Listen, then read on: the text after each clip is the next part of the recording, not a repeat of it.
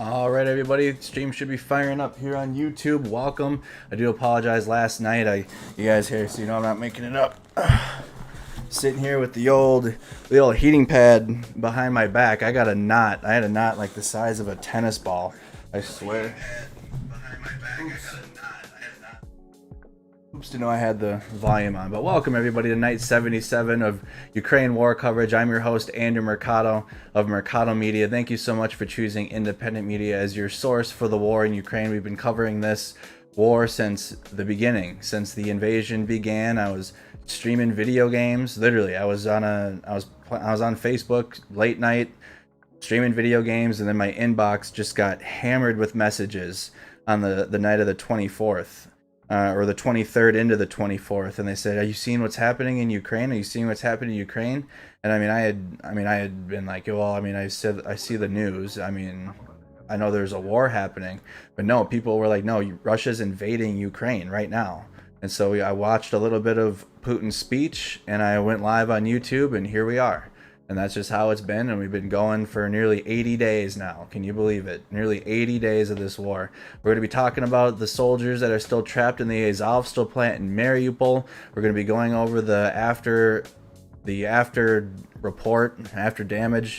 battle damage assessment in Odessa, the southwestern port city. We're going to be talking about Ukrainian counterattacks in the north Donbas and Kharkiv, and they're pushing the Russian soldiers further to the east. We're going to be talking about Finland applying to join NATO, or they're looking to join NATO within the week.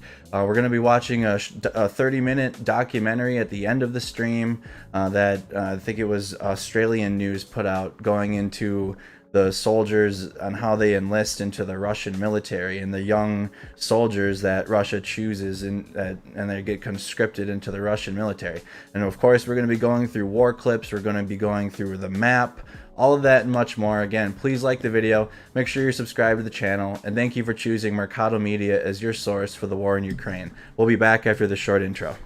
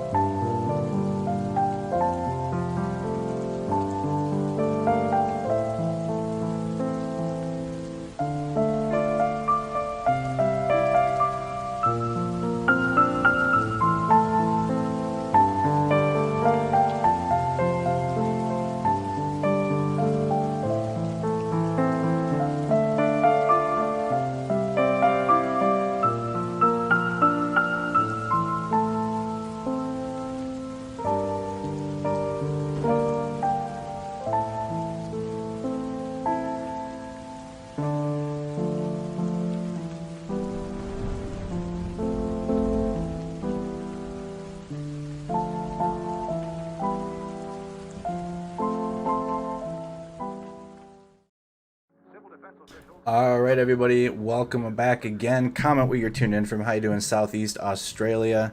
Thank you so much for choosing Mercado Media to tune in. Comment. We got Anchorage, Alaska, New York is tuned in. How are you doing? Welcome again. We have severe thunderstorms and severe weather here in Minnesota.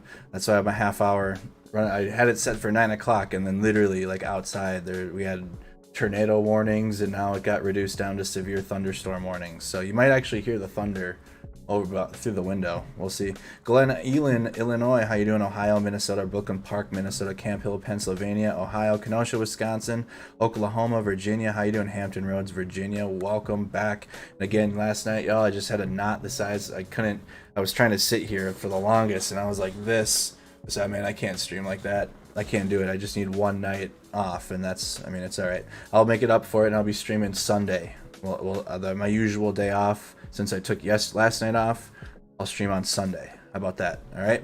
You had a tornado touchdown where you're at. Please be safe if you live in Minnesota and you are in the severe weather, or if you're in the whole Midwest right now. We're actually having bad weather to the south in the United States. There's a heat wave going through. Drink water. Make sure you're drinking, and it's drinking fluids. In the United States, we're having weather concerns through the country. All right. I might actually be reporting on some of it if I can. I did in 2020 with a derecho storm that went through Iowa, and I might be considering doing that again. Me and Chris June, who's my photojournalist, and going and seeing what we can do to bring awareness to devastated areas in states that usually don't get attention during severe weather. 102 today, yeah. In Minnesota, we just had. I was just complaining to you guys on how the weather in April is just cold and we had snow. It was bad, and now it's just bam, summer. That's just how Minnesota works.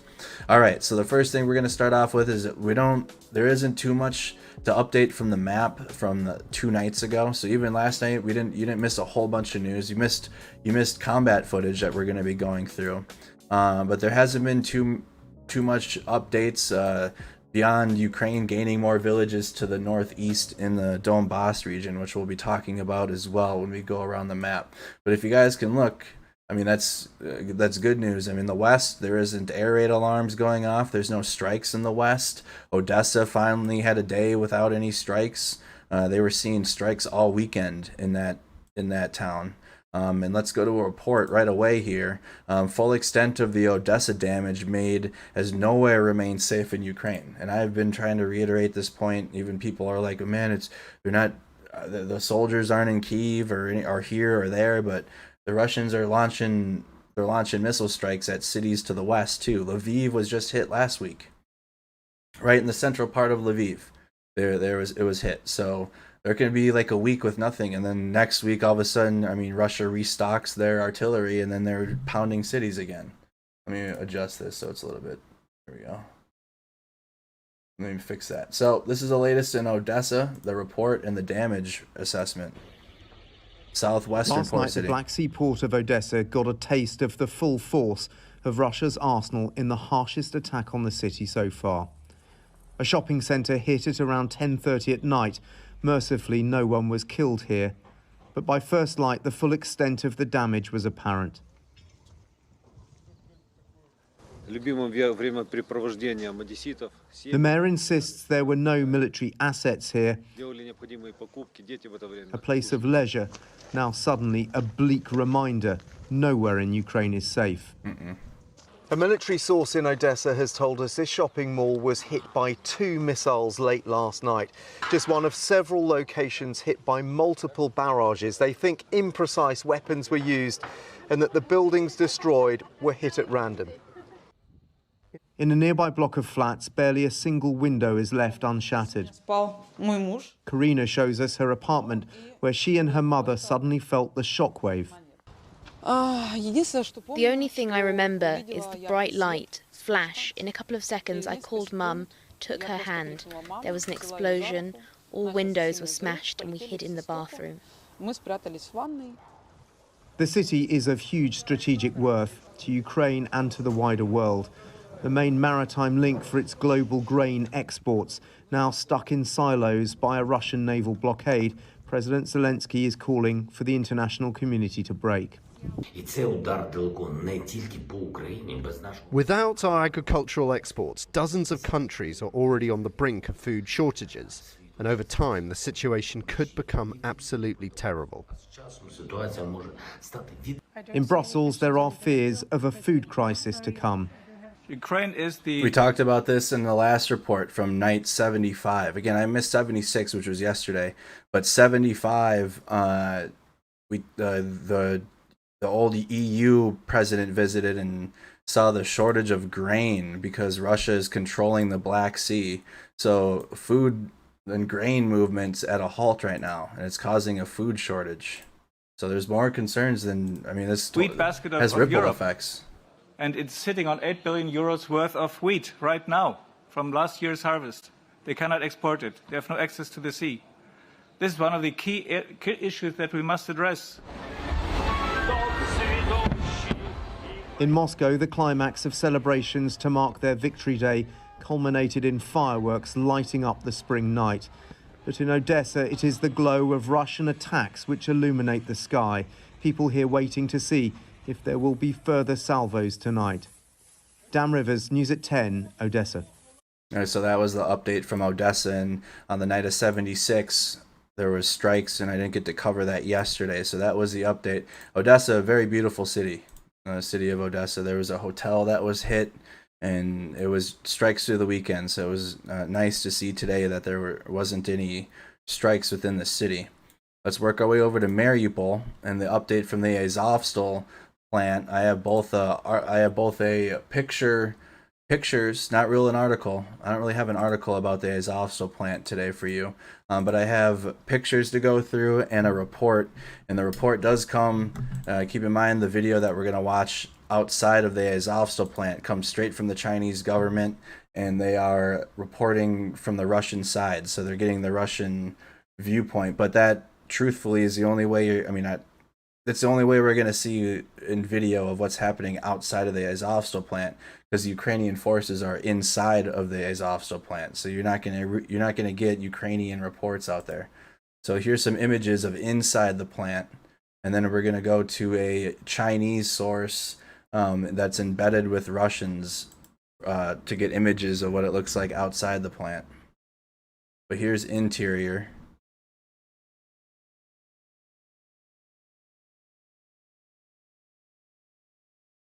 They want Odessa to link the entire southern land bridge so Ukraine doesn't have any access to the sea. And then also to link Transnistria so they can get their military moving. I'm wondering if in the future, and again, they've only been shelling Mykolaiv and Odessa. They haven't made a real significant push into Mykolaiv. The few pushes that they've made towards Mykolaiv alone, they've been pushed back, and then Ukraine regained back another city the last time Russia attempted that. But that's connecting Transnistria, Odessa, Mykolaiv, and the southern land bridge. That's the goals of these two cities here. They haven't been able to get any further west than Kherson. They have all the cities except for Mykolaiv and Odessa, and then these cities along the coast. But Odessa and Mykolaiv are the two largest cities in the southwestern coast.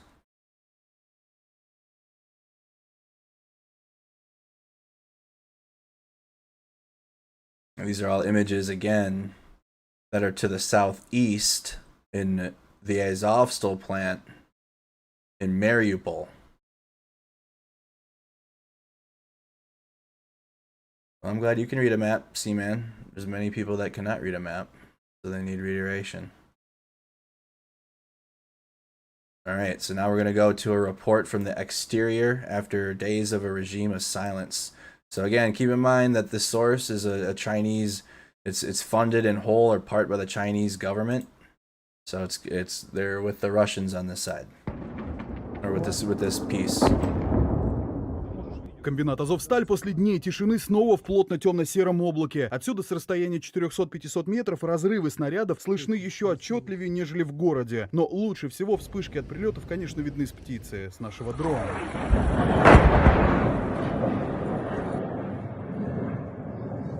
Река Кальмиус, которую видим с высоты, сейчас фактически граница. Слева и справа фланги, с которых большей частью окружают комбинат. Обращаем внимание на флаг, который развивается на высоте. Кто-то из бойцов говорит, это триколор Донецка. Рискуя коптером, что делать, пусть даже собьют, все равно летим к точке. И там оказывается флаг. You notice the Ukraine, the national flag of Ukraine still flying in the Azovstal plant.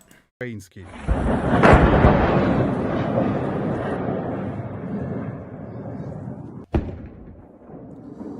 Ну вот уже 10 минут где-то, может чуть больше длится эта канонада. Мы стоим буквально навскидку метров, наверное, 500 от Азовстали. Определить вот на слух, конечно, калибр очень сложно, но не знаю, ну, наверное, все-таки вряд ли 120-е мины, потому что уж очень мощные разрывы там на комбинате. Земля буквально здесь под ногами дрожит. Утро на Азовстале. Конечно, нам военные там не докладывают всех своих планов, но пока вот выглядит как профилактическая мера. Если быть откровенным, то никаких вообще планов военные по понятным причинам нам не раскрывают. Идет перемещение подразделений, за которыми наблюдаем издалека, потому как в последнюю минуту на комбинате завязывается еще и длительный стрелковый бой. И нам Says, why is Russia trying to grab Ukrainians' land? They have the largest country in the world for resources. Ukraine is resource rich. закрывают выход к берегу реки.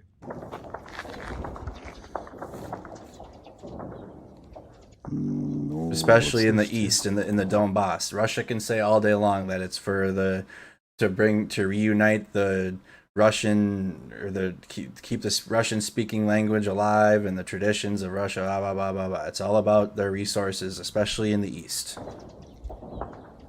Especially in the east of Ukraine. They have a lot of resources.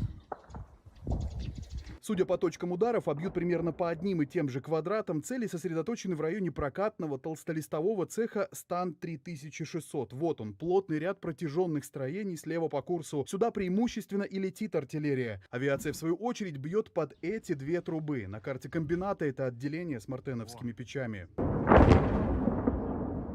К слову, прокатный цех расположен в углу комбината, как раз у той самой знаменитой эстакады, где улица Набережная на 90 градусов делает поворот к морю и уходит вдоль реки. Здесь и происходила погрузка мирных в автобусы в режиме тишины. And that's to the east, and that's, again, they're having to the west, it's wheat and grain, but they're having a supply issue. They're not able to get it into the Black Sea and disperse it out because Russia's got control over the Black Sea. Работа гуманитарных коридоров. Этот мост контролировал Азов и как бы разрешал, в кавычках, принимать внешней стороне на нем эвакуируемых гражданских, а потом его снова минировали. С военного дрона в этот раз нам показывают, как после обезвреживания опор эстакады под нее заходят бойцы Востока. Объект взят. В другом квадрате в это время украинцы не теряют время зря. Ставят растяжки в пробитых снарядами бетонных заборах. Стоит только не занять какую-то территорию, военные Киева пытаются вернуть себе позиции. Такая вот шахматная доска. Терпение у них иссякает, и возможность иссякает. Уже это сопротивление отчаявшихся, отчаянное сопротивление отчаявшихся людей, на самом деле, я бы так сказал. Пусть они бодрятся, пусть что говорят, но мы-то видим симптоматику. Она четко указывает на то, что ресурсы у людей и моральные, и физические иссякают, и они ищут способы, как деликатно, красиво выйти из ситуации. So again, this is a Donetsk People's Republic, so he's fighting in the separatists, so he'd be fighting for Russia. Vostok Battalion of the Donetsk Militia, that's the separatists, pro-Russian separatists. Отчаянное сопротивление отчаявшихся людей, на самом деле, я бы так сказал. Пусть они бодрятся, пусть что говорят, но мы-то видим симптоматику. Она четко указывает на то, что ресурсы у людей и моральные, и физические иссякают, и они ищут способы, как деликатно, красиво выйти из ситуации, чтобы, так сказать, и флер героизма с них не слетел, как золотинки, а в то же время, ну, так сказать, спасти свои шкуры, вытащить их из неминуемой задницы, простите за сленг, потому что они действительно именно в этом месте сейчас и оказались. 15 человек за тонну еды. В общем-то, это не слухи. Насколько хватит Азову этого запаса провизии, трудно сказать. Но после заявлений Киева и Москвы о завершении операции по эвакуации мирных, наверное, стоит ждать новых схем. Менять гражданских, которых, получается, не осталось, на продукты. Уже ведь не получится. Yeah, their easiest way to trade for food that they were using, because again, it's just soldiers left. All the women, children, and the elderly are out of the plant now. They're not in the Azov plant, and they were Azovstal plant, and they were using. That's how they're able to get food. exchange civilians for food. This is the Azovstal plant. And now that there's no more civilians in there, I mean, there's nothing they can trade with. There's really nothing to get to keep them alive in there. The Ukraine's working on getting supply lines, and I'm sure they're doing the best they can to get some behind enemy lines styled, resistance, getting food in there to them. But they're really hurting right now. They're really hurting in the Azovstal plant.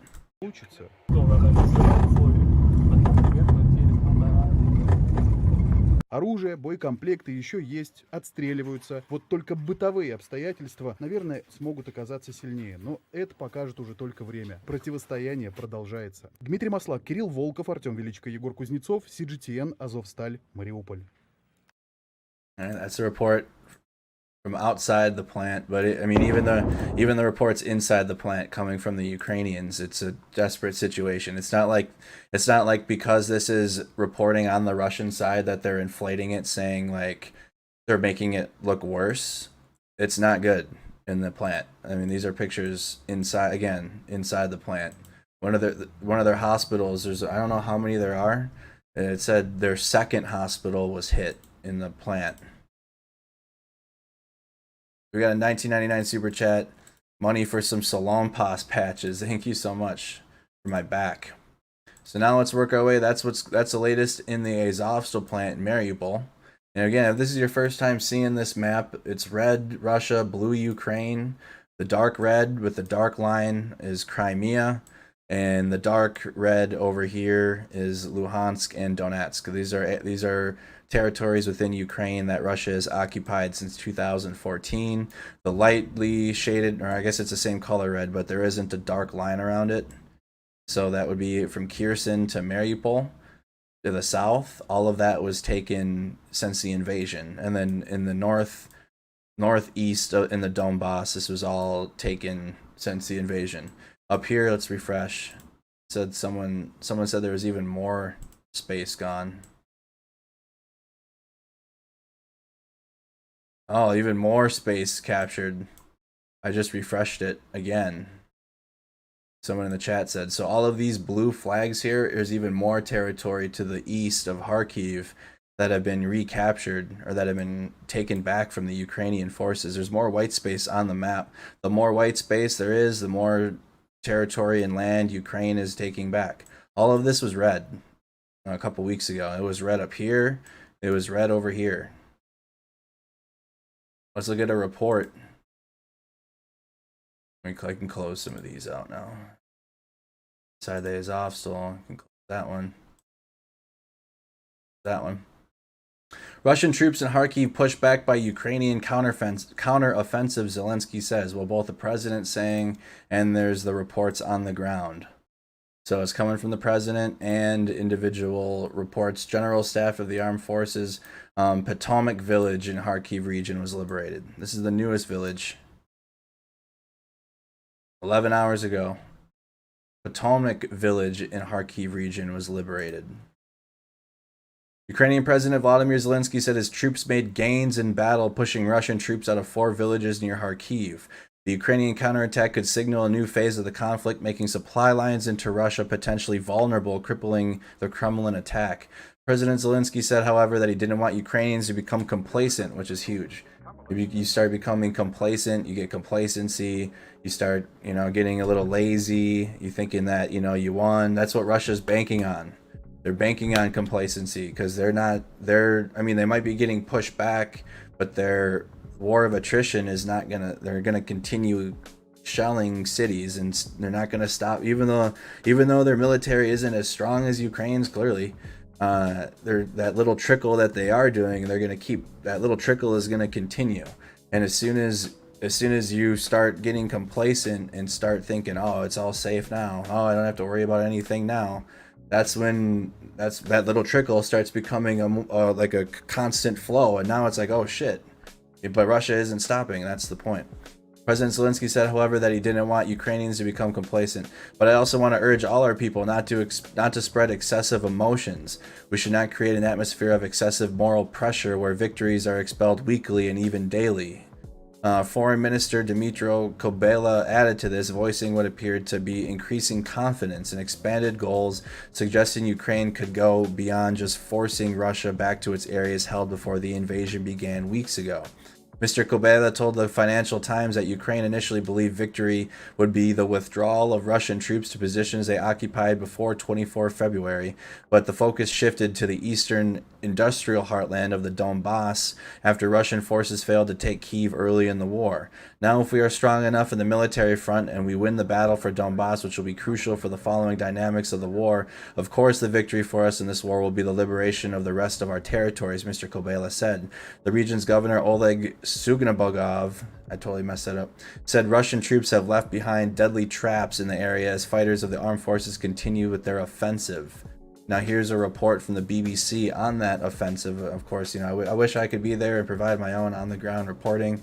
I'm only stuck doing that in the United States for now. Maybe someday I could be there. But here's a BBC report, all credit to them, on the Ukrainian forces recapturing those villages to the east. Kyiv is within 35 miles of the frontier, and Russia's retreat could pose a wider threat to Moscow's stated aim of capturing significant territory in the east as fresh Ukrainian troops are freed up to join the battle there. Our correspondent Quentin Somerville and camera journalist Darren Conway have sent us this report and have spent the last week with Ukrainian troops in and around the town of Ruskolosova. A warning, you may find some details in their dispatch distressing.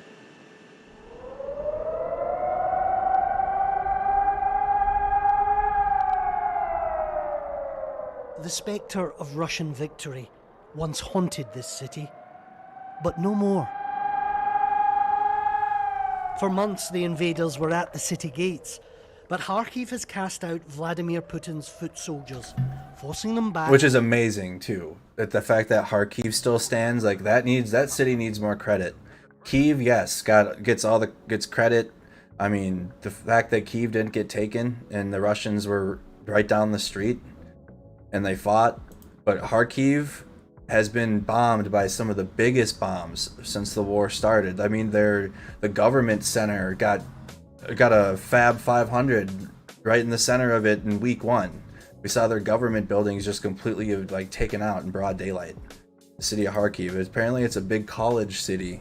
They've had shows there, but it's amazing that Kharkiv is still standing and they didn't get it. Towards the border. They've really protected that city. This road is deadly. There are landmines either side, and a number of times vehicles have been hit by Russian shelling. So the Russians are retreating, but they're not giving up, or trying to pin these men down. But retreating they are. There's a lot more at stake here than just the city of Kharkiv. The Russian supply lines to the Donbas are also under threat. But these men, they say that if they can take back their city, second biggest in this country, just by the Russian border, then why can't they take back all of Ukraine? For more than a week, they've been fighting and winning. Still, they have to move fast. An army in retreat is just as dangerous. So they're on guard. Above them, they know that enemy drones are watching.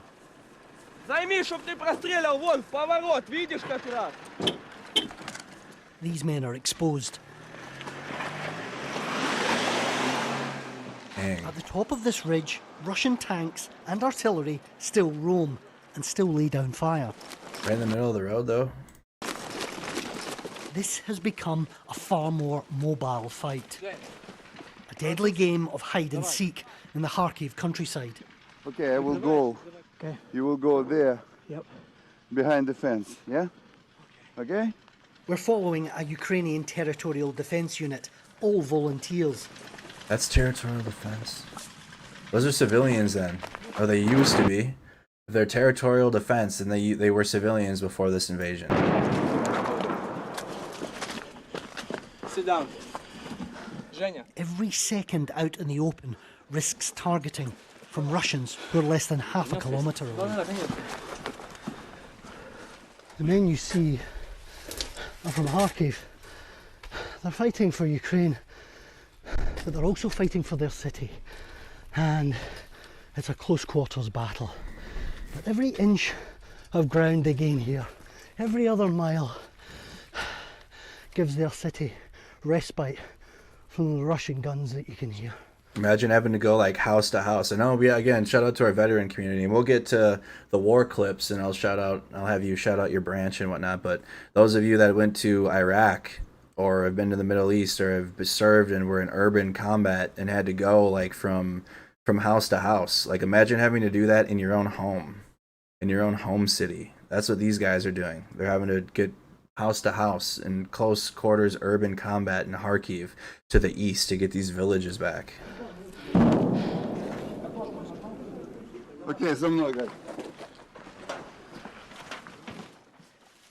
We're now in the third month of this war. Who's winning?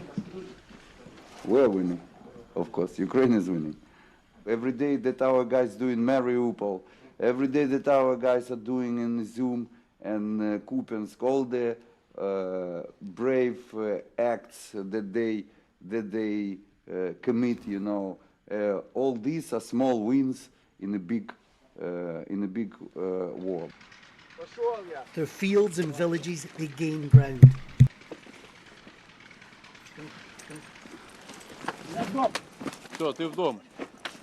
From here, Russia attacked Kharkiv dozens of times daily. Dozens of times daily, Kharkiv. Now only a handful of shells make it to the city.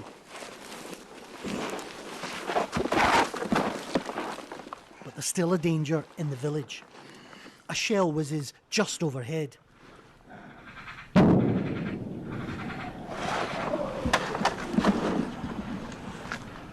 Chef, the enemy is there, in the forest. Out there, a Russian tank is on the hunt. But they've grown used to these tactics. So already, the men who make up this unit, an economist, a businessman, a mechanic, have taken cover. Little prepared them for this, but they haven't flinched. A direct hit knocks out the power. Tank fire hammers the bunker. Wow. But the men are untroubled and unharmed. Playing on your phones. Russia's occupation has torn these communities apart. These are local men and a woman detained under suspicion of aiding the enemy. They'll be handed over to the security services. Collaborators who cause Ukrainian deaths face a lifetime in jail. Damn. With each Go to day jail of this for war, life. the centuries-old ties that bind Russia and Ukraine together are being torn asunder. Olha has been trapped here from the start, she tells me, unable to receive cancer treatment. I lost so much weight because of nerves. We decided to get evacuated from here. Amid the maelstrom, and numb to danger, is 66-year-old Raisa. She grew up in the Soviet Union, lived in East Germany. She can't believe it's come to this.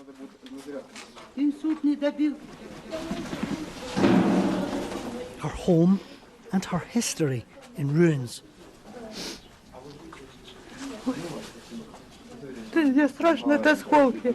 Shards of the glass hit me in the face. How could she forgive Russia these wounds?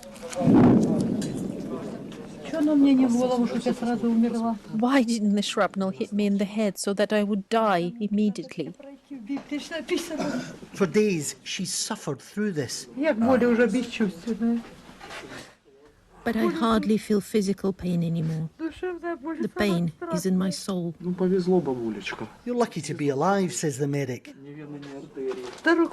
Yes, my arm is working. But lucky, God didn't let me die. Now I have to live in pain. Damn, dude.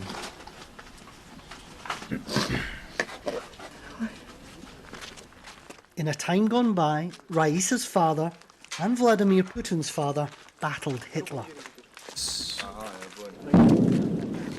But that shared memory is now lost to history. And then wild to think Putin's dad, he said, her dad and Putin's dad both fought for the Soviets in World War Russian-speaking II. Ukraine, the past runs deep, and the suffering brought here won't be easily forgiven nor forgotten. Quentin Somerville, BBC News, Kharkiv. That's from Kharkiv. That, again, here's the map. More and more villages are being liberated. We just watched a couple days ago a compilation of the special forces units that have been compiled that are getting these villages back over here. So that's coming straight from Kharkiv. And now we're going to go to an Al Jazeera report from the Donbas. That's the same region in the, I think it's south. It's a little bit south. I don't think it covers Kharkiv in the report.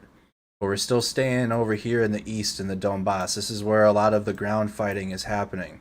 This is where the ground combat's taking place. From Kharkiv, lots of Ukrainian counterattacks, and then there's ground guerrilla fighting, Ukrainian counterattacks in the Izium region, and then I'm talking big howitzer battles, big artillery battles, big weaponry in here. In this region here, in North Donetsk and West Luhansk, all up in here. Just they got the M777 howitzers. Ukraine got them, and Russia has their giant howitzers in place there. It's like World War I here in the Donbas. Like we've been saying, like World War I remastered because of the drones, but it's just a big artillery, just holes in the countryside. So this is a report from Al Jazeera. Battle for Donbas. Residents flee as fighting rages in Ukraine. This is from Al Jazeera. Silent and empty. This is Mykolaiivka. It's like this across many towns and villages in the east of Ukraine. Russia says it wants to take the Donbas region. Most people here have fled, fearing the Russian advance. Those who remain wait for whatever supplies they can get. That's the other thing I forgot too. Trenches, artillery, howitzers, and then there's trench systems that are like it's World War I over there. Humanitarian aid. I don't know what it is exactly, but everyone else is here, so I'm here. Inside, volunteers pack food for those in need. Umar is helping distribute the bags of chicken and canned food. Have you seen what's going on outside? They're firing. Have you filmed anything out there? Have you seen the strikes? It's every day. It's very hard. The elderly are struggling while the children are playing. Now it's hard. Let's see what happens in the future. The local council would usually cut the grass here. Now it's left for the goats. You gotta have the goat feet. A rare sight of a child playing. The occasional sound of rocket and artillery fire in the distance. They don't even flinch here anymore. Mykolaiivka is around 12 kilometers away from where Russian troops are. There used to be 15,000 people living here, but many have left. But amongst those that still remain, opinions are divided. I think Ukraine should be an independent country, but without foreign influence, to be without Uncle Sam. I think we don't need them. Ukraine was a very rich country. Look what they have done. The US are not good. I don't think they have ever done anything good for us, or that they ever will. Russian-backed forces took this town back in 2014, only to be pushed out by the Ukrainian military. I don't hope for anything good. I don't care anymore at my age. I'm worrying about young people, the small children. They haven't even had the chance to live. We have our families, people we love. Why are they bombing? Why are they killing children? The military told us we're not allowed to film places that have been struck in this town. It is in the path of the Russian advance, and many here believe it's only a matter of time before Russian forces try and take it. Asad Beg, Al Jazeera, Mykolaiivka. Let's look up Mykolaiivka. So that's going back and forth, it seems like, between Ukrainian position or Ukrainian forces and Russian forces. Mykolaiivka in the Kharkiv Oblast. Small village. That's southeast Kharkiv. Let's see it. Let's look at our war map and see if it's.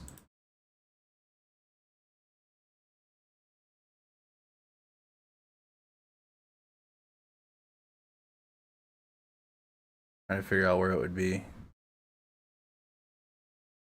Is this Mykolaiivka right here? No, it looks too small. So a lot of these are Russian. So it's north of that, right? No, I need to find another city. Some of these are written in Russian, so they're different.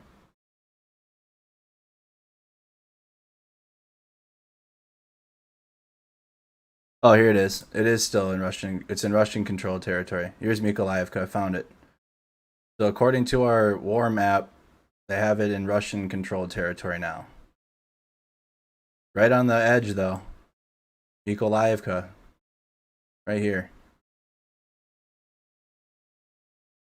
Small village. I wonder if we can go into it. Not very many roads either. Nope. No Google cars going through there. Okay, one road with strips with houses on it. Let's look at the satellite. A strip of houses on one road, and then over here. That's it. Farmland. Small village. You drive right through it. So that was a report, Battle of Donbas. Now we're going to be shifting gears. That was it from the map updates. I'm going to be talking about what we've been tracking here, what I've been thinking is a huge deal, and why I don't know why most of the world isn't. I guess they are, but I'm surprised there hasn't been more reports in the United States. Crucial NATO decisions expected in Finland and Sweden this week. Key decision makers in non-aligned Finland and Sweden are set to announce their positions on NATO membership this week in what could be a serious blow to Russia as its military struggles to make decisive gains in Ukraine. If Finland's president and the Social Democrats who govern both countries ignore Moscow's warnings and come out in favor of accession, NATO could soon add 2 new members right on Russia's doorstep. Such an expansion by Western military alliance would leave Russia surrounded by NATO countries in the Baltic Sea and the Arctic, as well as represent a serious setback for Russian President Vladimir Putin. Putin cited NATO's previous expansion in Europe and the possibility of Ukraine joining the alliance among many reasons for Russia's invasion of Ukraine on the 24th. On Monday, he marked Victory Day when Russia commemorates Nazi Germany's surrender in World War II, without being able to celebrate any major breakthroughs in Ukraine. NATO membership was never seriously considered in Stockholm and Helsinki until Russian forces attacked Ukraine more than 10 weeks ago. Virtually overnight, the conversation in both capitals shifted from why should we join to how long does it take. Along with hard-nosed Ukrainian resistance and wide-ranging Western sanctions, it's one of the most significant ways in which the invasion begins to have backfired on Putin. There is no going back to the status quo before the invasion, said Heli Hatulia, a Finnish diplomat previously posted to Moscow and research fellow at the Center for New American Security in Washington. Finnish President Sauli Niinistö, the Western leader who appeared to have the best rapport with Putin before the Ukraine war, is expected to announce his stance on NATO membership on Thursday. So we could have an update on Finland, like a certified, like, yeah, here's the papers, we're starting the process, we're joining NATO tomorrow. The governing social democratic parties in both countries are set to present their positions this weekend. If their answer is yes, there would be a robust majorities in both parliaments for NATO membership, paving the way for formal application procedures to begin right away. Keep in mind, just because they're joining doesn't mean that they get NATO securities. But with that being said, here's an update from the United Kingdom on United Kingdom strikes a new security agreement with Sweden and Finland. So this is basically like if Russia attacks you while you're waiting for your application to get accepted or whatever, because it's a process, whatever. You gotta like apply and like it's got to be taken to NATO's. It's like they got to vote on it. And so while that's happening, while the process is, both the United Kingdom and the United States have given security guarantees to Sweden and NATO. So the most recent one is United Kingdom, and that just happened today. And 6 days ago was the United States' offer. So U.S. offered assurances to Sweden and Finland a week ago, and that was on May 2nd. And then this is the newest one from the United Kingdom. It's worth emphasizing that if Sweden were attacked and looked to us for help and support, then we would provide it. But it's up to Sweden to make the request and to spell out exactly what support is requested. In times of crisis, cooperation becomes even more important, and this applies not least for our international defense partnerships. And the Prime Minister and I have agreed to face challenges in peace, crisis and conflict together.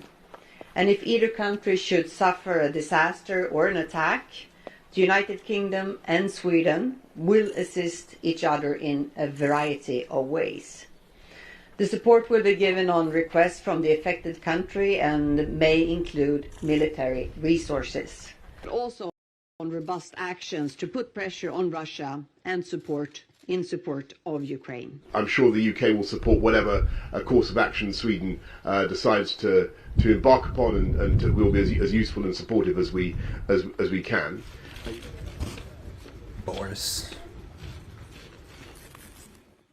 So that's with Sweden. All right. So United Kingdom strikes new security agreement with Sweden and Finland. Both British Prime Minister Boris Johnson on Wednesday said he had agreed new deals with Sweden and Finland to bolster European security, pledging to support both countries' armed forces should they come under attack. Johnson cited the new declarations described by Britain as a step change in defense and security cooperation during visits to both Sweden and Finland on Wednesday. That's today. But it says that in the event of the disaster or in the event of an attack on on either of us, then we will come to each other's assistance, including military assistance, Johnson said at a news conference in Helsinki. The fact that they said military assistance and didn't leave it to nuance is very specific. Russia's invasion of Ukraine has forced the rethink of how Sweden and neighbor Finland safeguard national security. Both are expected to join NATO, but both are worried they would be vulnerable while their applications are processed, which could take up to a year. 2023. That's going to be warm up to 2024. Asked if Finland would be provoking Russia by joining NATO, Finnish President Sauli Niinisto said Russian President Vladimir Putin would be to blame for any decision to join the military alliance. My response would be that you caused this. Look in the mirror. Straight from Finland. Sweden has also received assurances of support from the United States and Germany.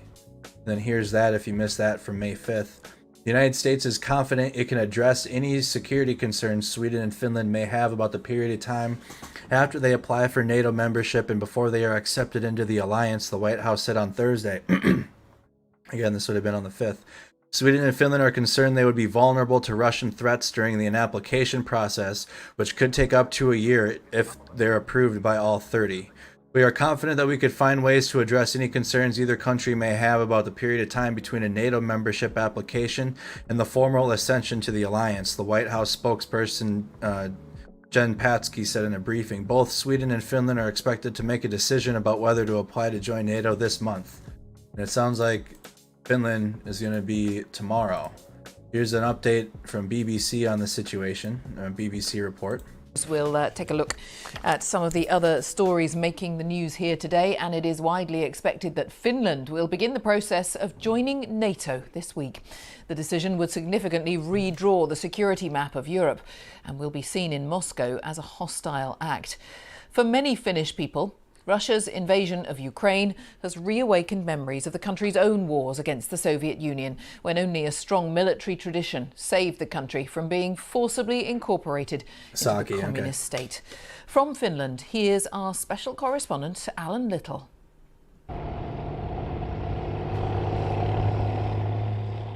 Finland may be a small country, but it has one of the biggest armies in Europe. Defence and security are not just matters for the armed forces here, they are woven into the fabric of the civic life of the country. We have a firm role in society. We still have a conscription, which means that majority of the Finns are somehow part of the national defense via their conscription and service. And give me some sense of how big the Finnish armed forces are. How many service personnel could you mobilize in the event of a real national emergency? 208,000 is the figure right now. From a population of 5 million? Exactly. That's huge, isn't it? It is. 208,000 These are mostly soldiers conscript soldiers. They serve full-time for a year and will then do regular refresher training throughout their adult lives. For men, it's compulsory. Some women also volunteer. I have 2 older brothers and my father also. So when they were in army, I just thought that if there was a war, I want to be there too. I don't want them to go, and I would stay home. I wanted to go too.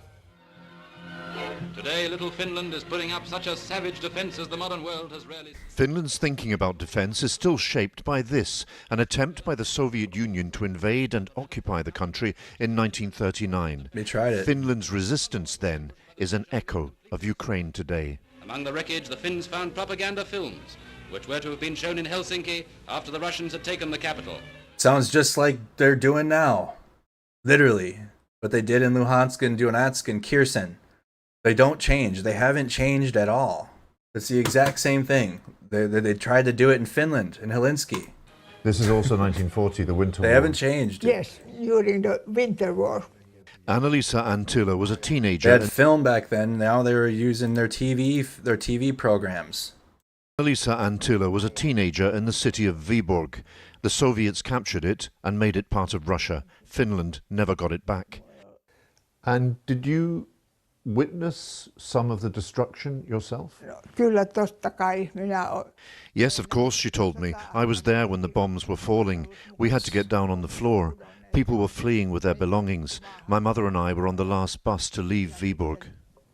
And are you still sad that it's a Russian town now? Of course.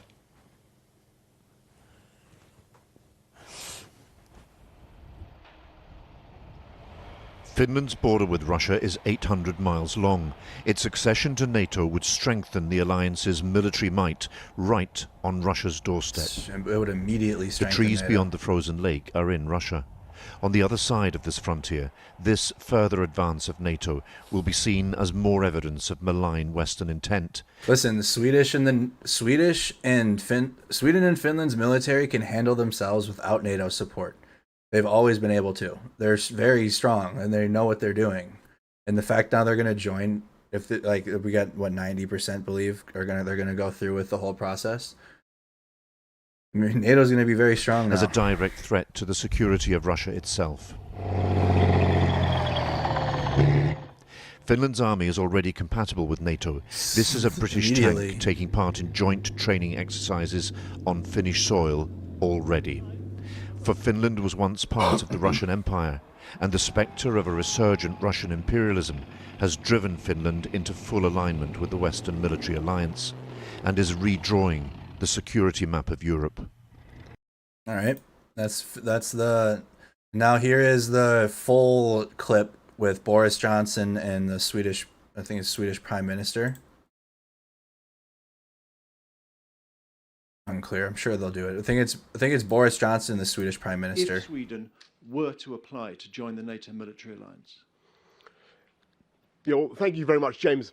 First of all, let's be clear that the friendship and the relationship between Britain and Sweden is decades old, and what we're saying and doing now is, in some ways, no more than a statement of the obvious, that two liberal democracies faced with an attack upon one of the other would want to come to each other's support. And whether it's in the event of a disaster or a military attack, what we're saying today is that upon request from the other party, we would come to the other party's assistance. And it's vital to state that, I think, now ever more important to state that now in the grim circumstances in which we find ourselves with the Russian attack on Ukraine. But it's also, I think, an important step forward, because this is an agreement on which we together intend to build, whether it's in sharing intelligence or working together to combat cyber attacks, whether it's working together in defence procurement or doing more joint exercises together, where in the JEF, in the Joint Expeditionary Force, or any other forum. Sweden and the UK intend to do much more together, and I think the NLAW missile system really incarnates the kind of closeness that we see in our relationship. The mic matches his hair. And that's what this is intended to underpin. Thing is, Boris will just leave his hair like this, though. I bet he doesn't comb it. It's just gonna stay like that. He's gonna just leave it be. I believe for an important development in our relationship. And on the protocol, you've all heard me say this many times.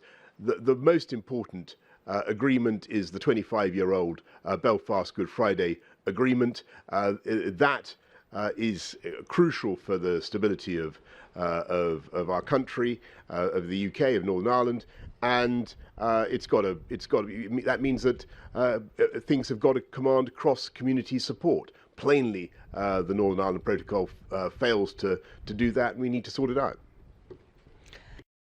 Okay.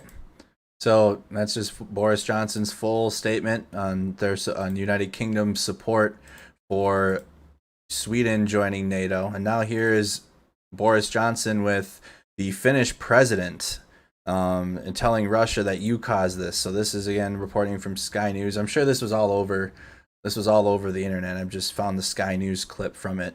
But this is from the president of Finland. That this is not the first time we are discussing about NATO, and not the first time we will discuss about NATO with Russia. They have made it very clear earlier years that if you join NATO, they will do whatever they have explained, some contra steps. What they are, that is for us to guess. But now I got to get a bit deeper. The situation changed. So far, even Russia has said that having militarily non-aligned Finland and Sweden, that will stabilize Baltic Sea. That's what they have been talking. But then, in the end of last year, they stated that Finland and Sweden can't join NATO. They demanded that NATO doesn't take new members. Actually, they changed their own picture by that, because we have, with Sweden, been non-aligned militarily from our own will. But by stating that, Russia actually expressed that you don't have your own will here. And that is a huge change. That made us think. And what happened in 24th February, which continues the huge warfare Russia is having in Ukraine, surely that changed also the picture. They are ready to attack a neighboring country. If that would be the case that we join, well, my response would be that you caused this. Look at the mirror. And then here's... you have to keep in mind that... Oops, I wanted the ending. It is... And then here is Boris Johnson's statement with the president of Finland. So again, he was with the Prime Minister of Finland, now president. Wonderful to be here in Helsinki this evening at a pivotal moment in our shared history. How are you guys in Europe feeling? Tensions in Europe are getting just sky high. Tensions in Europe. We got the privilege in the United States of not having, I mean, we're like away from it, kind of. We're funding shit, but we're not neighbors with Russia.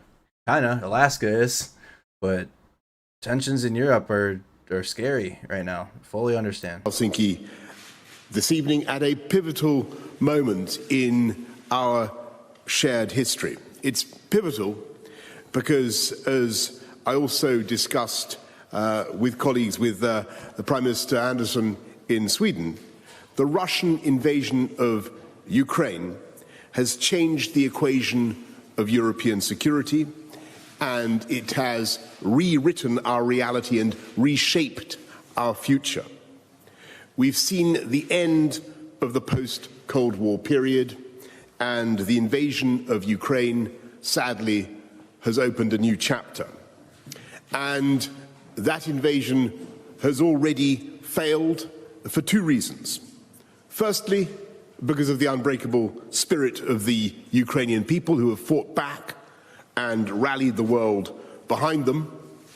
And second, because that Ukrainian struggle for freedom, that heroic fight, has brought the world together in condemnation of this assault on our values. And it would be fair to say that it has also brought Finland and the UK even closer together today. So the security declaration, the solemn declaration we've signed today, ensures that our two nations can intensify our partnership and take it to unparalleled heights, both latitudinal and metaphorical.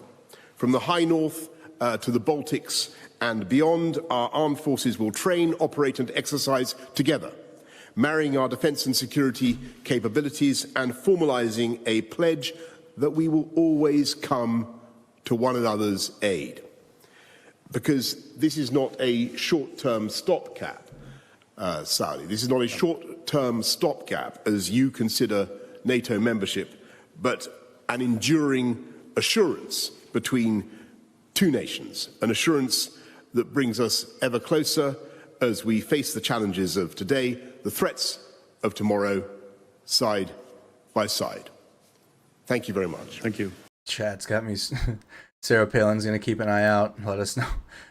Put Sarah Palin on the front in Alaska. Have her do watch. So that is the update from NATO. And someone said Axis allies. No, it'd be more like NATO and CSTO, right? What's their collective security treaty organization that with China and Russia. All right, so now we're going to be moving into the war clips of the day. That was the latest with NATO and Finland and Sweden. So we're going to start here with on Bunker 350. And actually, let's start, if you're a veteran, if you've served in the military or any armed forces, comment what branch, comment your years of service. Thank you so much to all of our veterans. We have an amazing veteran community. I served in the Army for 4 years active duty, 4 years in the reserves. I was at 88 Mike with one tour to the Middle East. All right, thank you to all of our amazing veterans. So we're going to be getting into our combat and military clips of the day here. This is a Russian tank turret launched high into the sky. All right, this is what we're starting with.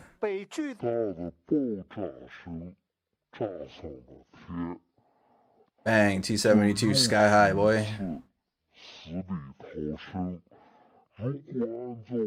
That T-72 thought it was a KA-52 for a little bit, I guess, huh? Dang, look at that, dude. That's the top blown off of a tank, a Russian tank. I realize the Chinese media is like embedded with Russia too. So that's why a lot of the reporting with Russians is either RT in China. Dang.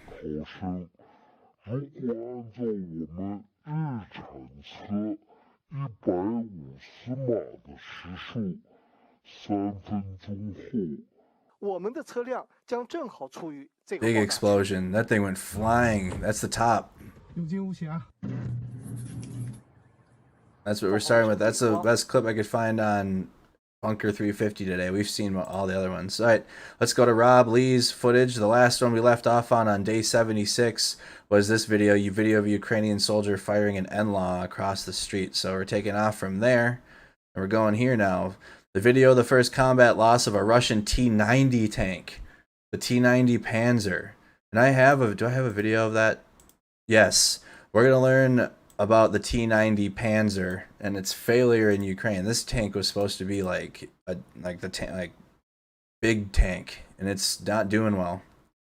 Interestingly, the source claims it was destroyed by a Carl Gustaf recoilless rifle. Interesting.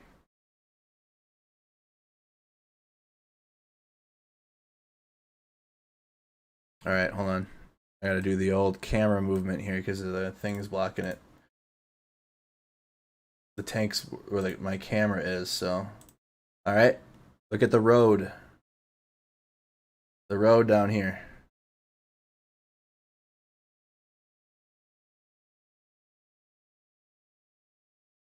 Boom.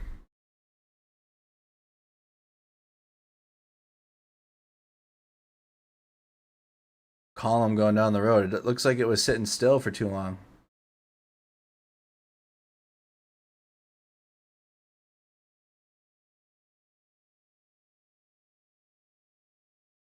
Dang. That was a direct. So they hit the engine block in the rear. Is there like a weak point in the Panzer in the back still? Let me pull up the camera in the chat. What is that? A Carl Gustaf recoilless rifle? What is that, dude?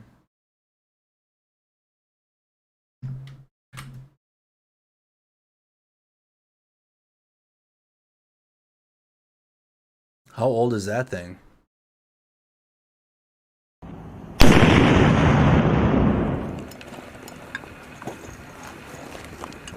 What? Back blast area clear. Firing, firing, firing. That's a good hit. Ready to fire? Anybody ever get to use this? That's the new one. That's the M3. What's the difference? That doesn't give a specific. A Carl Gustaf recoilless rifle. How do you know it wouldn't be a new one? Is there old ones? It was antique sounding.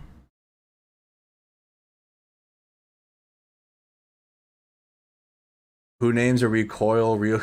Here we go. Welcome to the Independence Day episode. Today we're talking about the upgrade. Obviously, this is an old video, but this is from Task and Purpose. He'll tell us about it. Infantry rocket launcher. The Army and the Marine Corps agreed to start acquiring large numbers of the Carl Gustaf recoilless rocket launcher. My favorite part of this upgraded weapon system is actually the fire control system. This new optic, combined with the new munition, are really what takes this system to the next level because, honestly, a whole lot hasn't changed with the launcher side of things. Like, when you look at firearms development, there's a ton. It's got a PAS 13. You can put a PAS 13 on it. Why did I never? How come, dude? So some of you have gotten to use this weapon, the recoilless rifle, and changes to how guns improve. Well, if you're in 10th Mountain, it looks like you got to use it. Mechanisms. But when you talk about rocket launchers, the launcher side hasn't changed that much since the 1940s. It's still basically a barrel. The capabilities changes are mostly going to revolve around the science of the rocket. The M72 Law, for instance, has been in service in the Marine Corps since the Vietnam War, and to this day, it's pretty much the same thing. They just slapped a Picatinny rail system on it. I swear to God, I'm going to make a tactical t-shirt with a Picatinny rail system sewn onto the sleeves, and I'm going to sell it to the DoD for $4 billion and finally be able to move out of my dad's basement. This guy does a really good job. I'm a huge fan of military battle by clicking the link in the description below. That was a developed in 1948. That's a long ad. It was originally developed in 1948 by the Swedish company called Saab Bofors Dynamics, and they decided to give the launcher a really weird name like all the other rocket launchers in the 1940s, like the American Bazooka, which was nicknamed after a musical instrument, or the German Panzerfest, which I can only assume means soccer party. The Carl Gustaf falls under the category of weapons called recoilless rifles, which means it's designed to fire a countermass from the rear of the weapon right when you fire it. So it's not like there's no recoil, it just means the recoil is counteractive. It's shooting high velocity rocket propellant out the back as the projectile is flying forward. This forward thrust counteracts the recoil of the rocket. The upside to this system is it won't knock you back 50 meters when you fire it, which is basically what would happen if someone played the world's least funny prank on you by closing the backblast rocket of the tube. The downside is you're prohibited from firing it indoors. You have to make sure no one is standing behind you if you want them to stay alive. Picture standing behind a jet engine when it takes off. Yeah, Another downside is that by venting the exhaust out the back, that's the very part of the system that allows it to be portable, but it's also what makes it lose energy. So your max effective range is going to be decreased in these systems. So herein lies the design challenge the portable rocket launchers have been up against for the past 6 decades. They've been trying to solve the problem of how to improve accuracy and distance. The technological upgrades have been taken from its dumb fire origins to making it possible for rocket launchers to become like portable artillery, hitting tanks 2,000 meters away instead of 200 meters away. I'm talking about the laser-guided rocket munition, which just recently came out last year and is developed by Raytheon. So I'm sure that's what Ukraine has then. They have all Raytheon technologies over there, dude. Raytheon's sponsoring this shit, dude. The Karl is an 84mm rocket system, and some of the new rocket munitions utilize a 2-stage... My brain still isn't understanding this yet, or this weapon system yet. ...4mm rocket system, and some of the new rocket munitions utilize a 2-stage booster, which first fires a small boost of propellant, which isn't powerful enough to hurt a user who fires it indoors. This solves the confined space issue. So with this type of munition, you can shoot it indoors because that first burst isn't so intense. The second, stronger boost is fired once it's already on its flight path. This is what gives it that greater accuracy to its target. As they continue to test this new round's capability, this is where they're finding that it can hit armored tanks at well over 3,000 meters away. So, what's up with the new explosive types, and what's a thermobaric explosive? The term means the explosion of the rocket uses the oxygen from the air around it to generate a high temperature explosion. They're meant to clear out foxholes, tunnels, bunkers, and caves, which is exactly why these rockets are so popular with the US forces in Afghanistan. The US Army just recently acquired 1,000 of these rocket launchers, and it costs $20,000 per unit, not including the ammo price tag, of course, which can run you between $500 to $3,000 depending on the round type. The maximum effective distance will vary here widely depending on a few factors.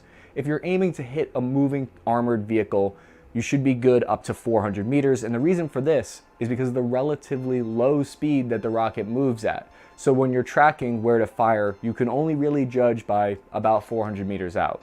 When the enemy is stationary, it is effective to 500 meters with the standard rockets. The rocket reaches a muzzle velocity of 255 meters per second, just slow enough for you to see it fly through the air if you have perfect vision. If you're wondering if we'll talk about the Javelin anti-tank system in this video, the answer is no. The Javelin told me it didn't want to be lumped in with a bunch of filthy rocket launchers. When you look at the Carl Gustaf at first glance, the first impression of the thing is that it looks more unwieldy than the AT-4 and the old Law, which are two of the other popular US military rocket launchers. Okay, so it's not, okay, I get it now. It's more along, okay. The sizable handle it's all and front coming grip together. make it difficult to carry around on your back, but here's the advantage to having a heavier, more durable design. The Carl Gustaf is reusable, whereas the AT-4 is a fire and forget system. I call it a one-night stand rocket launcher for that reason. The new optic that it uses is really impressive. In the past, the probability of having a first-time hit wasn't that great. The Mark 153, for instance, had a gun attached to the side of the rocket that fired a 9mm tracer round that was uniquely designed to match the ballistics of the rocket. So you would first fire that to see where you'd hit, and then you'd have to fire the actual rocket, which sounds like a nightmare because you're standing up, exposing yourself to fire, and shooting twice, and hoping that the enemy doesn't see you in this whole process. Today's rocket launcher uses an optic which can store up to 50 different ballistic algorithms. It automatically compensates for the ballistic drop of projectiles at different distances. That's lit. The PAS 13 can do that too. I trained on the PAS 13. It doesn't have 50 of them though. I don't think it has 50 presets. In variables like rotational spin and drift, that's lit. The propellant temperature, and the terrain angle. The system also accounts for moving targets by calculating the point of aim depending on the speed of the target you're trying to hit, which is insane. They're starting to call these things fire control systems, and that's really what they are. It's part of what's going to make any of these weapons next generation and next level. The insurgents use an 82mm recoilless rocket and machine guns to ambush US forces from around 900 kilometers away. The US forces use a TTP of firing a Javelin rocket to pinpoint where the fire was coming from because the Javelin has a great thermal sight for that, and they're able to end the ambush quickly that way. However, there's only one drawback to doing that. Those things are expensive, $200,000 per shot. So They're out there shooting 82mm rockets that cost probably $12.50, and they're all from the 1970s, and we're firing in response a $200,000 rocket that just doesn't scale. Yeah. So the Carl Gustaf is meant to fill a gap between the Javelin and the AT-4. Okay. So which rocket launcher would I rather have, the Carl Gustaf or the AT-4?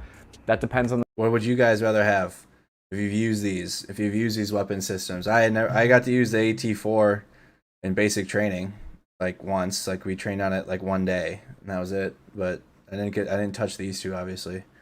Which one's your favorite? Before we hear his comment in the chat. On the mission, I definitely prefer it to the Mark 153, which is heavier and has less range, and can only fire half the amount of rockets per minute. A proficient soldier can get off 6 rounds per minute. The advantage with the weapon system is it's relatively lightweight as far as reusable rocket launchers go, at about 15 pounds. You have to make sure that you look behind you and yell backblast area clear and get confirmation that it's clear before firing, because you can injure someone that's standing behind you up to 30 meters back because of the shockwave. Up to 30 meters? The Army would likely field 1 per platoon, while the Marines, true to form, are seeking to have 1 in every single squad. Remember to download the Freedom... True to form, he says. The Marines want 1 in every single squad. God dang, boy. Alright, so those ones they're pretty durable then. The lightweight is key. So the Carl, and then what would be the AT-4 after the Carl? Okay. Well, that was good. That was task and purpose. I didn't have that one planned for videos. But that was the Carl Gustaf recoilless. That's what takes out this Russian tank here. One more time on this so you can see it why we watched that. Here, I gotta hide my camera in the chat. There. The Carl. Boom.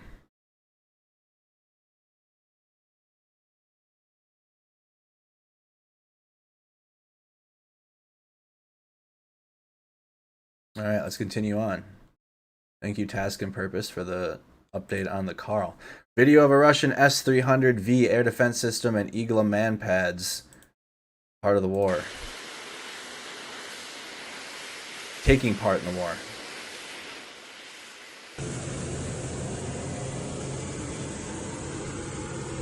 Yeah, it was a big hit. Right in the rear.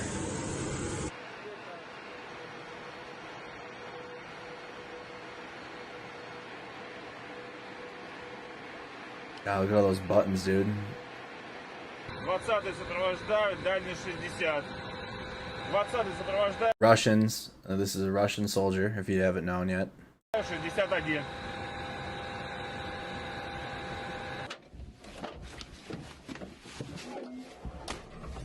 Yuck.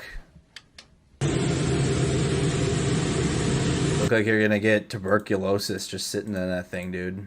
Hell no. You get TB just sitting in that. Look at the rust everywhere. Yeah.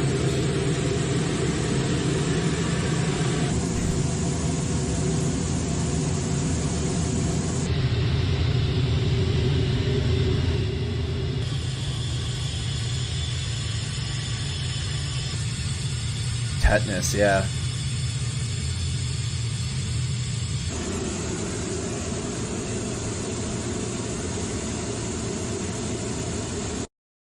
I meant tetanus. I know. I meant tetanus. Thanks. It was supposed to be a joke too, but yeah, you can't joke on the internet no more.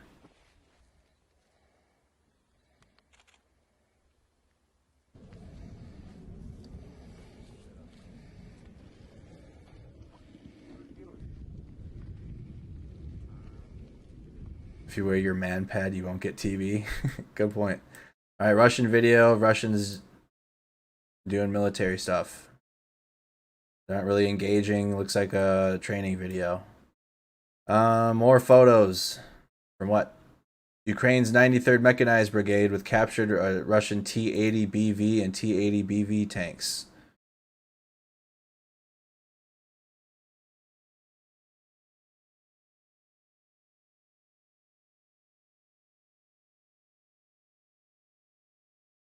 These pictures look like remastered photos from 1980 though, or not, like, dude.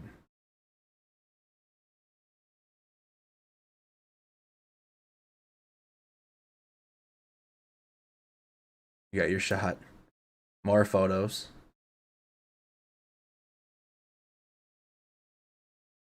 There's just military imagery or for those types of videos to really hammer home we're doing a special military operation thing. A captured Russian Orlan 10 UAV. These Orlan 10 UAVs are surveillance drones and they're terrible. Збройні сили України. Диви, сука, огризаюся. Сосать, ребята! Ви своє вже проїбали. Можете огризатися. Тепер вони нас сліпу б'ють, нахуй. Суки. Looks like a death story of the Russian Orlan 10 drone. You're going to lay it to rest. Those things are bad. They have cameras that are not good. I mean, they're decent for if you're trying to do like a school project, but not for taking surveillance imagery for your military. Not very good. Video of artillery strikes by Ukraine's 14th Mechanized Brigade on Russian base, which detonated an ammunition stockpile.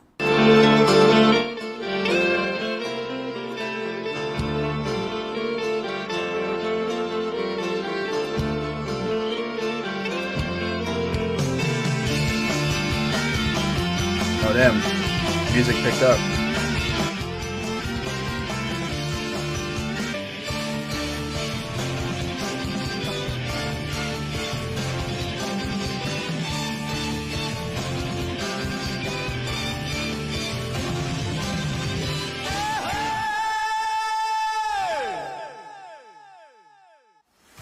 One more time. That was an interesting beat there. They had like three different themes going. This again is Ukraine's 14th Mechanized Brigade on a Russian base, which detonated ammunition stockpiles. It was just starting to get, hey, they're about to start going in.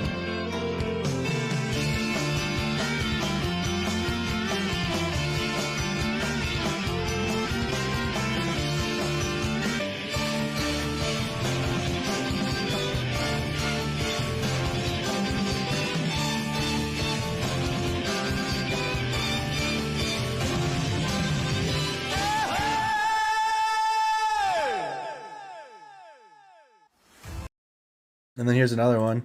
Video of artillery strike by Ukraine's 30th Mechanized Brigade. So this was 14th Mechanized. This is 30th Mechanized. On two Russian BTR type vehicles. Oops. Oh, this is a classic. This sound...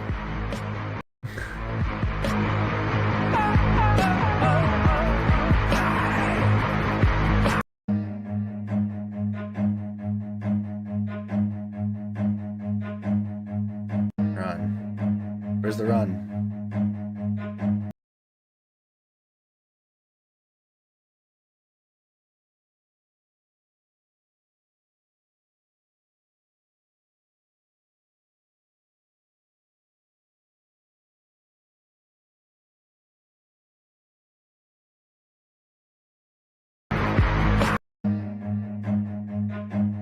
Yeah, that definitely that did damage there.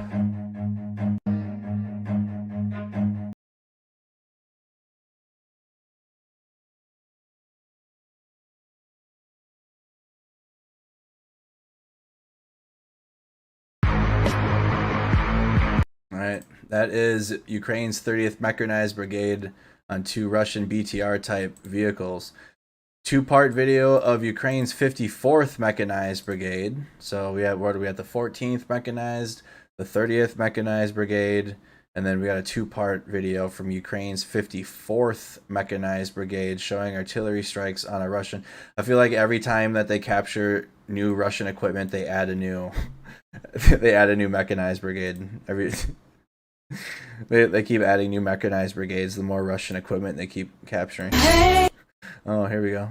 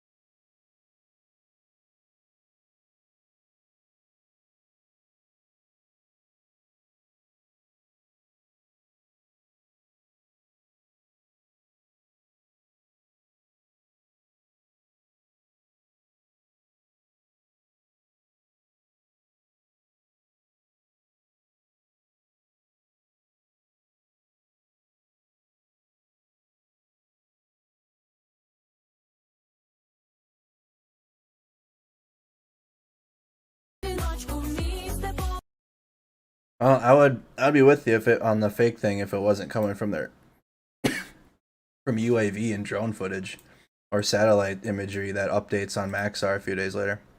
Here's the first half of that. Oh shoot.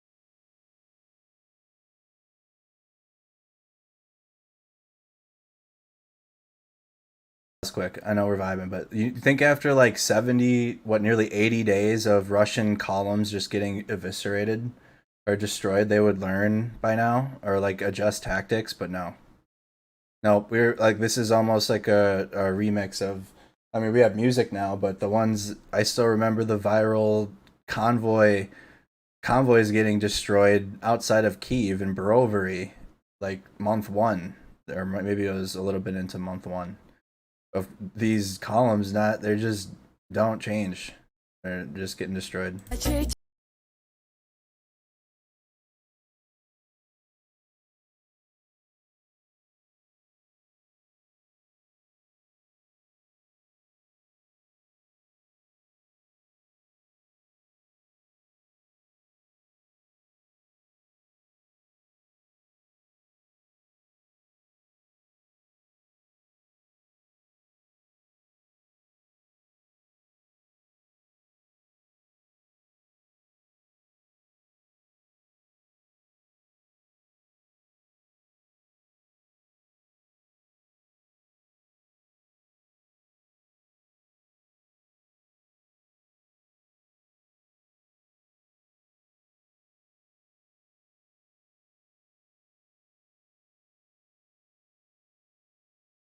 Hasn't been pointed out, or maybe it has on other channels, but me, like, the one biggest thing that gives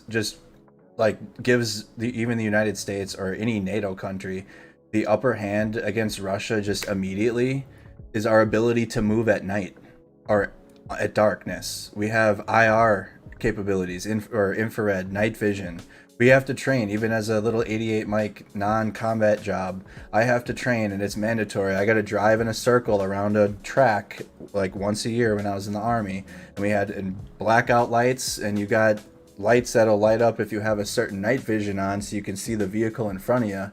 But you got to learn how to look out of your eye at nighttime and like drive with that thing on, because it's only one of them. But we can move at night and like avoid all this shit. I don't know what the capabilities of drones are at night, because Russians can't move at night. They don't have any of that. They can't do anything at nighttime. Can't do it at all. All of their tactics are daylight tactics. They don't have any of that shit. What's night vision to Russians? Video from Ukraine's 53rd Mechanized Brigade reportedly showing a Russian vehicle on fire after an artillery strike. Also thermals. Yeah, I'm just talking. I was just going based on Pogue equipment. That's not talking our combat units that have like all of it, that have thermal, that have PAS-13s, that have their sights on their weapons, have those capabilities. It's not even. It wouldn't even be close.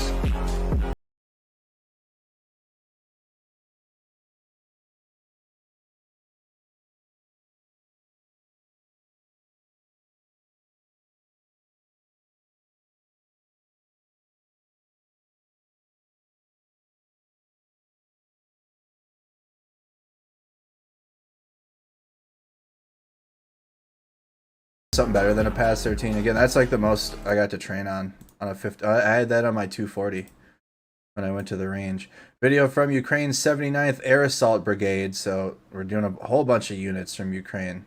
So what have we gotten through the 14th, the 40th, the 54th, the 53rd, and now here's Ukraine's 79th Air Assault Brigade, showing artillery strikes on Russian armor, including several destroyed or damaged tanks, a BMP-2, a BTR, and other vehicles.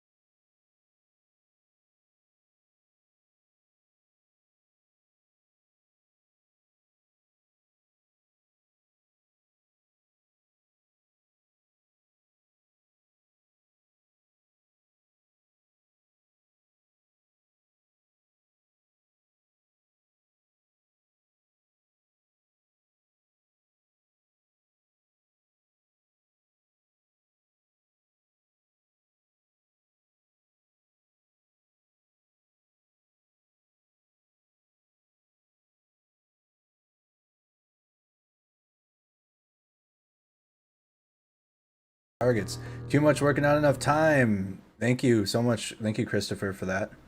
I mean, who's been, honestly, like, you can be honest, who's been watching this conflict since before the invasion? I would watch Vice's. Vice did some pieces on it, and other news outlets like occasionally did footage, or I think maybe on Funker 350 I would see this type of footage from the East and Donbas from 2014, and I was like, dang, how are they getting there? Like, this isn't just footage that I've never seen before, because even from Afghanistan and Iraq, like, you didn't have this type of footage. And I was loosely watching it through the years, like, dang, this footage is just incredible from there. And here we are watching it. I mean, the invasion started. I didn't know. All right, here is Ukrainian UAV dropping ammunition on a Russian soldier after firing an RPG.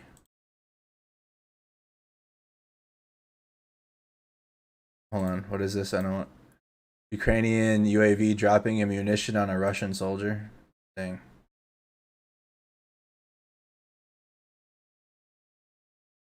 Rob doesn't share, like, not because it's pixelated.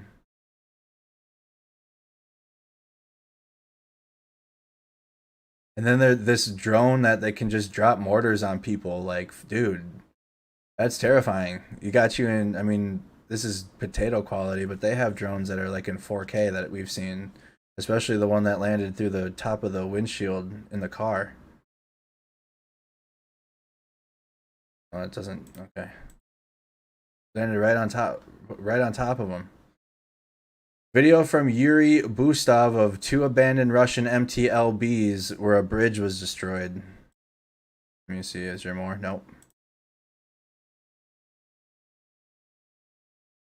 Okay. So Russian video. Video from Yuri Bustov of 2 abandoned Russian MTLBs. Thank you so much, Winand and Terry Salmons, for subscribing to the channel. Make sure you guys like that video. Like the video, the channel if you guys haven't. Again, welcome to Mercado Media. Right an hour and 35 into the stream, but comment where you guys are tuned in from. I forgot to do a viewer check-in at the hour mark. Comment what city and what state you guys are watching from in the chat. And again, thank you for subscribing to the channel and liking the video and just engaging with it that way. It helps. It does go a long way.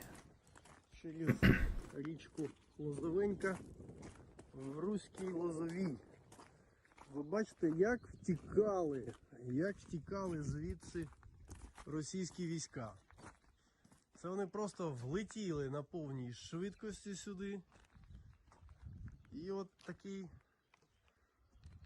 просто ДМТЛБ просто, причому дивіться, одна влетіла на повній швидкості з цього боку села, а інша з іншого боку. І дивіться, що як вони просто, як пам'ятник просто розлетілись.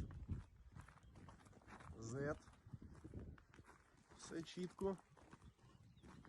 All right, there we go.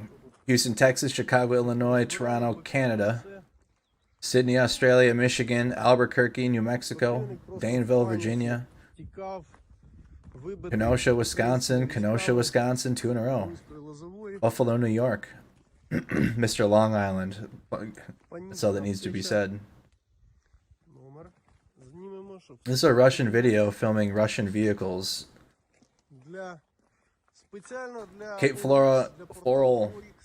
Cape Coral, Florida. There we go. Every night, keep up the good work. Thank you, Ohio. NOLA, Tampa, Florida. Thank you.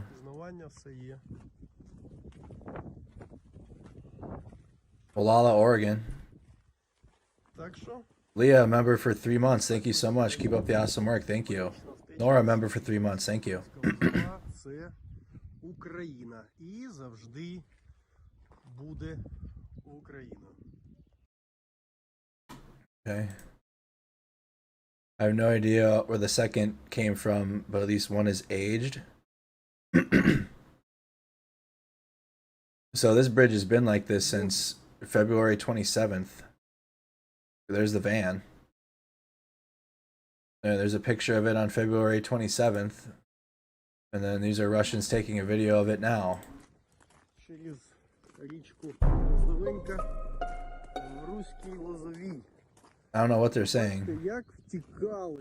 Як втікали звідси російські війська.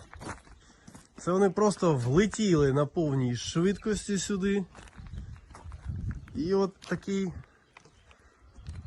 просто ДМТЛБ просто, причому дивіться, одна влетіла на повній швидкості з цього боку села, а інша з іншого боку. І дивіться, що як вони просто, як пам'ятник просто розлетілись. Z. Все чітко. Що тут? Вже порозбирали БК, тут все. Ну, отак от. Well, there's a reason that they're filming it now. The van and the first are older, apparently. Oh, so there's a third vehicle there. That's what it is. So the one MTLB and the van are there, and then there's another one. I try to jump over it. Video from Ukraine's 59th Motorized Brigade showing artillery strikes reportedly on Russian MSTAS and D-30 howitzers. We got a $1.99 super chat from South Carolina, Greenville. Thank you so much. And Mick B sent a $1.99 super chat. Thank you so much. Good. I really wish this would start off quiet.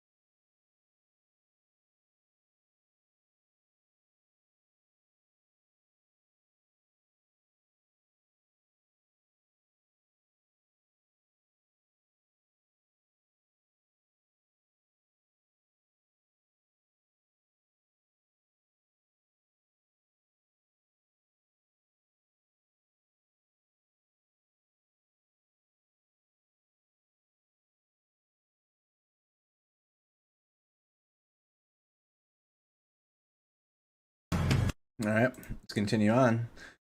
Now, first half of the video. Oh, we saw this, I think. Yeah, this is that. We saw that one already.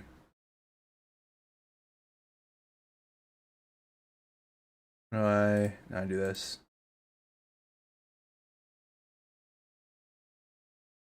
And then here's video of Ukraine's 25th Airborne Brigade of a Javelin ATGM strike on a Russian T-72B.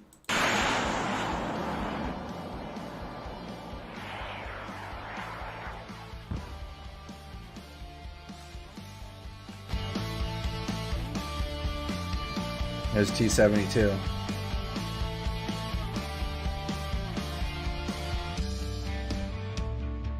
Coach Brian, super chat. Thank you so much. Thank you so much, Coach Brian. $1.99 super chat. Video from Ukraine's 30th Mechanized Brigade. Oh, we got Dieter Herfert with the noob super chat. Thank you so much. $7.99. Video from Ukraine's 30th Mechanized Brigade showing 3 Russian tanks, which are T-72Bs, 2 of which were damaged or destroyed, including from a Javelin ATGM strike. I'm liking these Mechanized Brigades videos. They're posting all the videos with the songs. Oh, here we go. Mechanized Brigades are like, yeah, we can do videos too.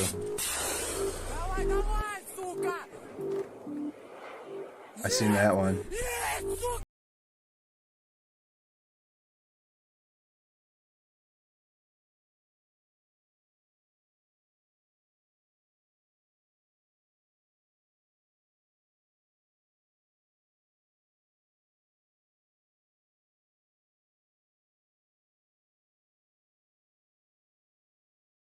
Pop them lids off.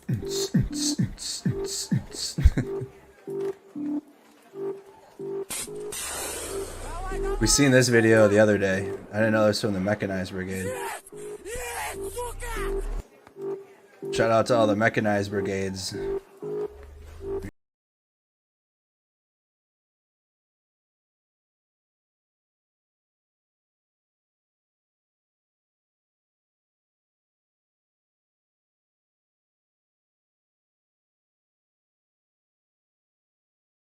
All right, continue on. Video of reportedly of a Ukrainian strike on a Russian self-propelled gun in Izium, clearly showing the ammunition detonating. So we got a location here, so I can show you where Izium is. It's still in Russian occupied territory right now. They've been fighting over it since the beginning, and they're still. I mean, Ukraine is launching counterattacks in the Izium Oblast. Izium is north of Kramatorsk and Donetsk. Here it is on our war map, so you guys get an idea with the red. Oh, looks like there was some news there, actually. Let's refresh the map really quick. There might be some news really fast in Izium.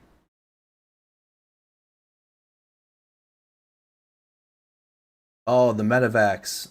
Okay, so we'll watch this first, and then I'll show you the medevac video. The Russians medevacing their soldiers out of there. Video of a Ukrainian strike on a Russian self-propelled gun in Izium, clearly showing the ammunition detonating.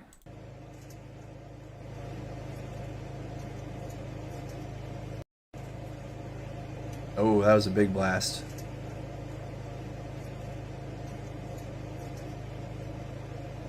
Hey, hit that like button if you guys haven't. You're at 527. Thank you so much again for everybody hitting that like button and then subscribing so you guys have notifications and you can chat. Ammunition detonating. Ukraine's 80th Air Assault coming in. Ukraine's 80th Air Assault Brigade claims they shot down a Russian Mi-24 helicopter with the Stinger man pads.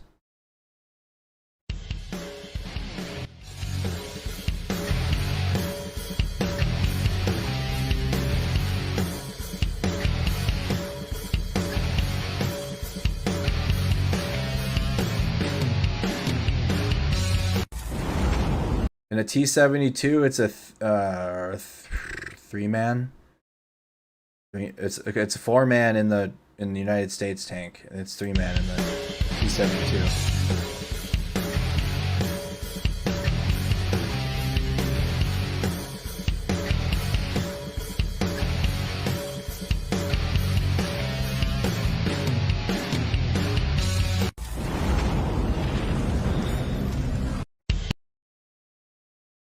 Yep, I was right. 3. Double check. I had to check my source. Why don't you back it up with a source? My source is that I made it the fuck up. Video from Azovstal of one of their UAVs dropping munitions on a Russian tank, reportedly a T-90. These T-90s, man, I thought they were the Russian Sherman. Okay, didn't ever get music again.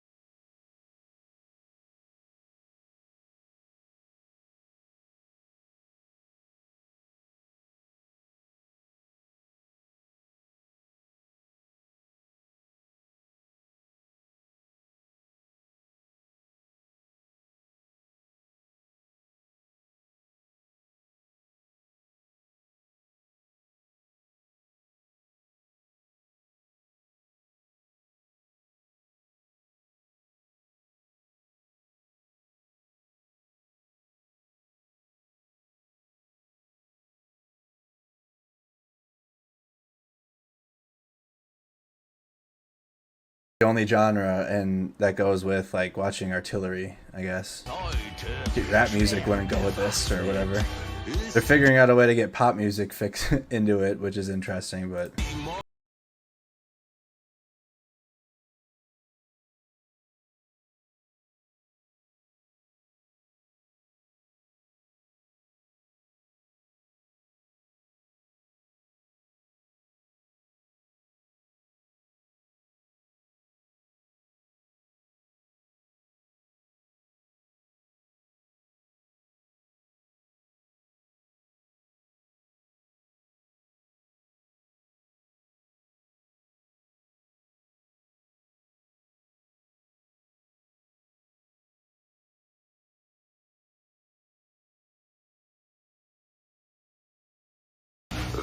so that's Ukraine's video from Azovstal.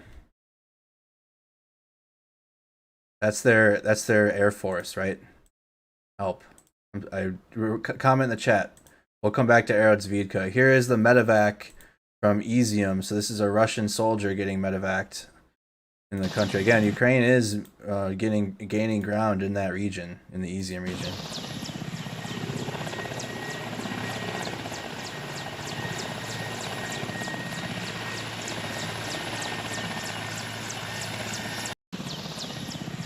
So wait on a medevac.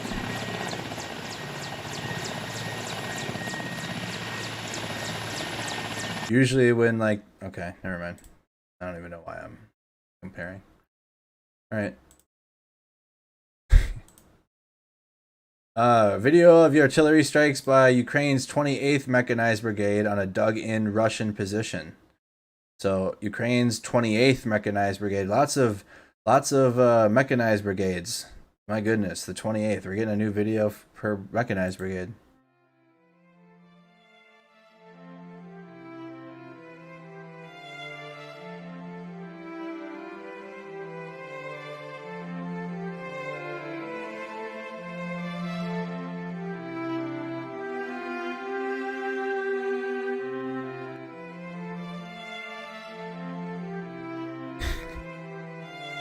What is it, the music, dude? What's gonna happen?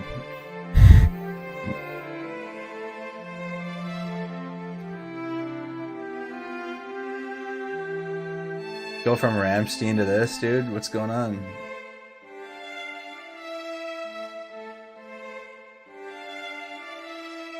The 24th, what is this, the 24th Brigade? They got their own vibe, dude. They said, we'll destroy Russians to some classical music.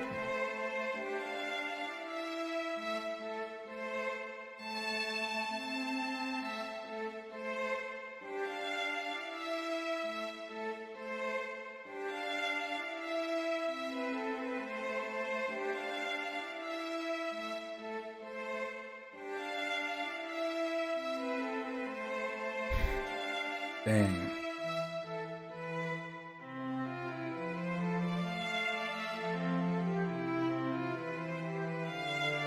I'm not doing the music. This is not me. This is the brigade choosing music. This is when they post it.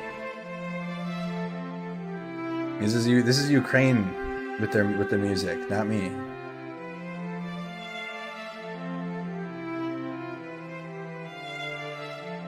We're gonna need a playlist eventually, though.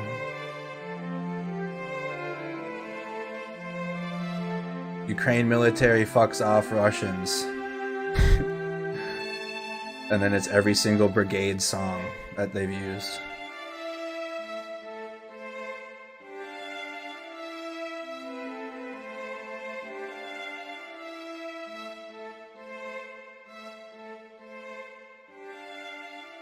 Spotify playlist.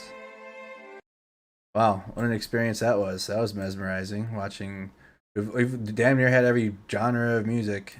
To watching Russians getting Russian positions and oh, here we go. Russian positions and vehicles getting tossed. All right, Ukrainian farmer and a captured Russian MTLB. Dang. Is that the same tractor that's just been pulling that thing? I swear I saw a tractor that looks exactly like this in a different video yesterday or a day ago.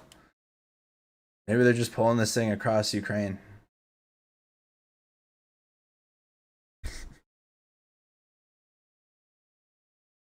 This needs that David Attenborough music to it, or David Attenborough voiceover that they did for the tank. And here is the Ukrainian tractor. That's funny. No music to this one.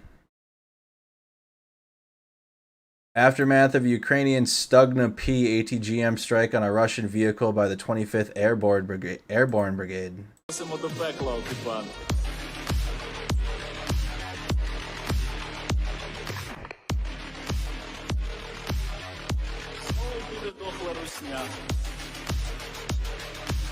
Or Morgan Freeman would be good too, yeah. I'll play the David Attenborough video at the end of the stream again if you missed it. If you don't know what I'm talking about.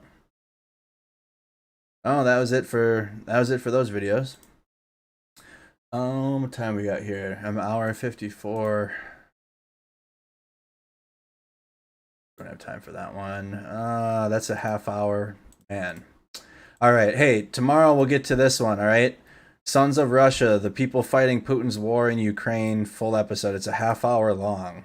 And it goes into the Russian military and how they get into service. But again, it is a half hour long.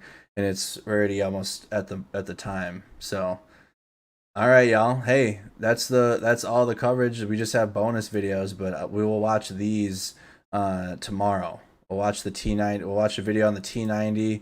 Watch a video on a half-hour-long documentary on the Sons of Russia. We'll watch that. If you guys are interested after this stream is over, go subscribe to Snack Squad Gaming. All right, Snack Squad Gaming on YouTube. I'm considering I'm going to be live there for a little while, streaming the new Warzone. So if you play Call of Duty or any of that stuff, and you want to do Q&As or just talk about the coverage that we went over today, please go subscribe to Snack Squad Gaming on YouTube, and I'll set up a stream and hang out with whoever's interested. All right. Thank you again so much for tuning in. Thank you for choosing independent media.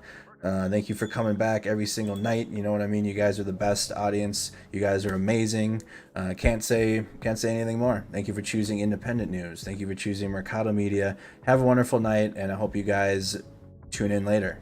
Have a good one. Take care. This is a Russian tank. Like the Pacific salmon, Russian tanks migrate long distances from the abyss of Russia to end their lives in Ukraine's beautiful fields.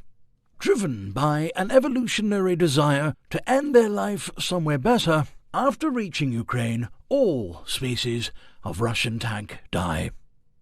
The 2022 run was a major event for predators, such as Ukrainian SOF teams, TB2 Bayraktars, and local farmers on tractors. most tank species pop their turrets to celebrate the end of their life cycles.